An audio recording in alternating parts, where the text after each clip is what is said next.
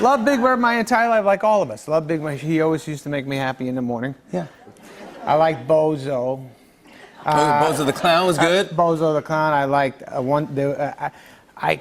Romper Room, I always wanted him to say my name. I see Adam. I know, yeah. I never got that, yeah. Where he would hold a scrambled letters up. He would put a thing up, 5 scrambled letters, and if any of the kids could spell the word, you win a stuffed animal. So I saw the 5 letters. I got very excited. I was like, oh my God, I know it. I went up there and I spelt canoe. And then Uncle Gus goes, that is a word, but that's not the word we're looking for.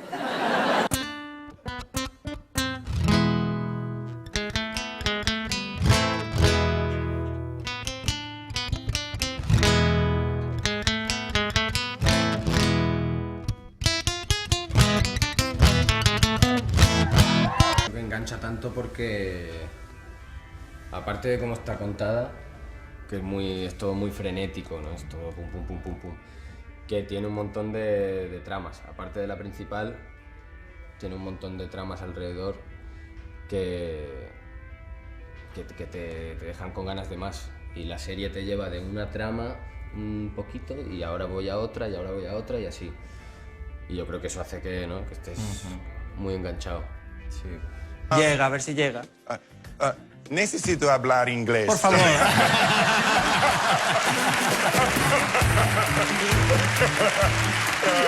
That was a long question. Sí, es una pregunta muy larga, así que...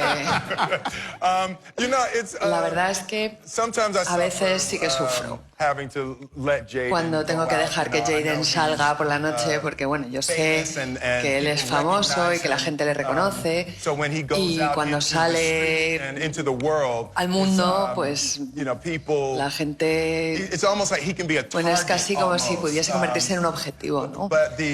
Pero la película en realidad va de eso, de un padre que tiene que dejar que su hijo se arriesgue, salga al mundo, y como padre pues tienes que dejarles marchar, tienes que dejar que salgan ahí y esperas que lo que les has enseñado les sirva en el momento adecuado cuando necesiten lo que les has enseñado. Jaden. No, listen.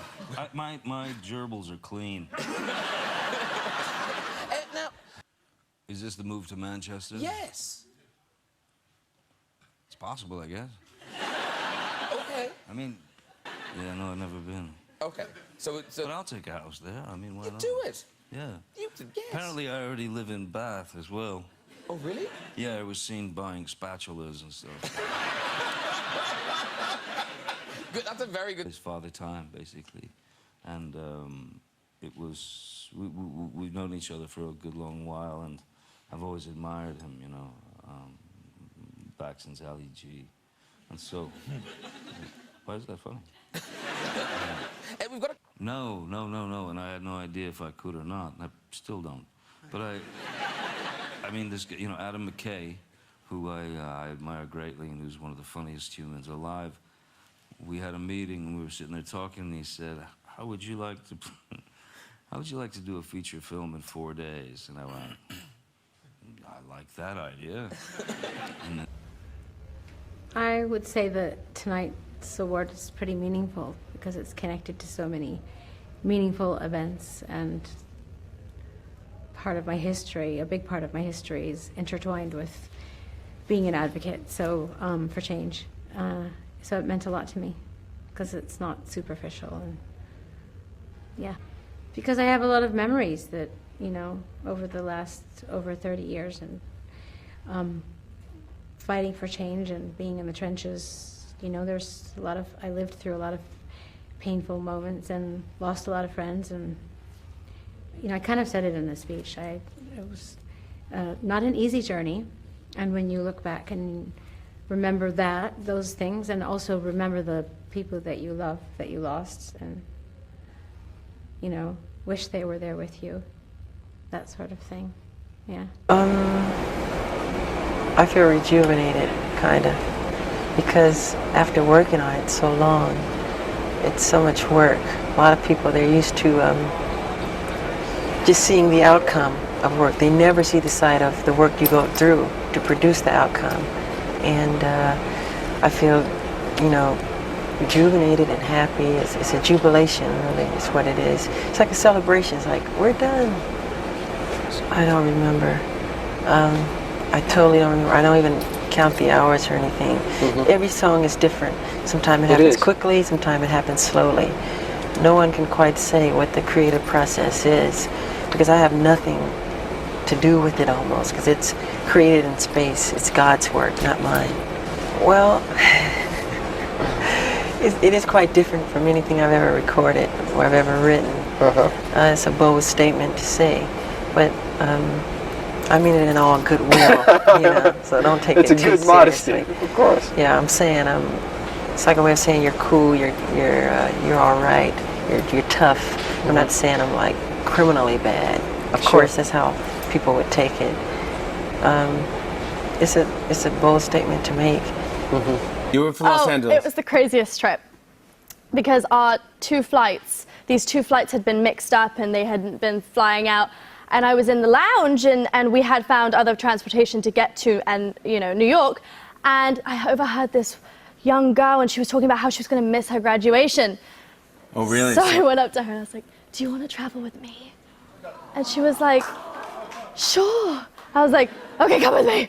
No way. So we traveled together, and she's here in the audience tonight. No, you brought her here? Yes. Where? The last time I spoke to Robert on FaceTime was in a bit of I was like, should I get tortoises? Should I not get tortoises? I finally went to a pet shop, and they had two when my parents only allowed me for one. And they were husband and wife, how could you, you know? So I went, I was like, I'll have them both. And I called them Becca and David, which basically are Becky and David. But you know Jon Snow from Game of Thrones? Yeah. He has that northern English accent. He's like, Jon Snow. Heart surgery thing, like it's Tony Orlando, that heart thing. I was doing it on tour, and all of a sudden I started going, I'm really kind of running down here.